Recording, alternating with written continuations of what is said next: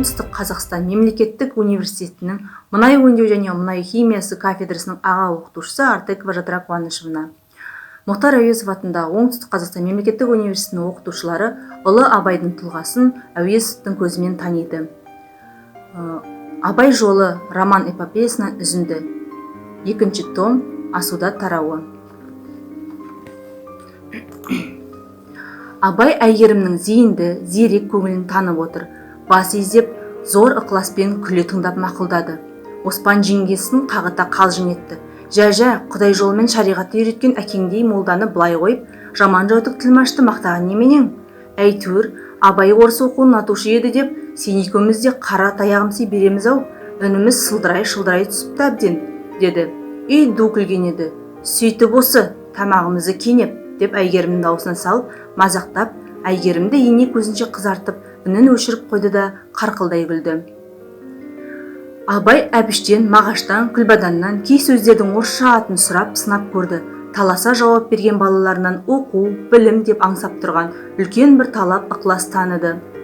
Еттен кейін Әбіш, Мағаш, Күлбадан үшеуінен кең шапанының екі жақ етегімен жамылшылап, құшақтай ертіп, Әйгерімнің үйіне қарай жүргенде Абай ішінен үлкен шүкір етті. Бағана кешке бұған кездескен Тәкежан баласы Әзімбайды еске алды. Оның жаманшылықты біліп қалған бітімінен мына өз балалары мүлде басқа. Шын бала, әппақ, судай, таза бала. Тәлім тәрбие күткен бала екен ойлап, аталық ырзалық сезгендей боп еді.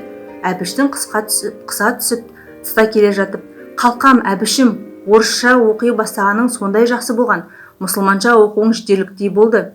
Мен биыл сені орысша оқуға ұзақ оқуға берем. Құдай бұйырса, үлкен ғалым адам болып өсесің. Бұл менің сен турасындағы үлкен бір аталық тілегім балам. Менен бұрын өзің оқи бастағаның мені қатты қуантты айналайын, деді. Маңдайға кеп қалған толық айға кең аспанға көз салып тұрды.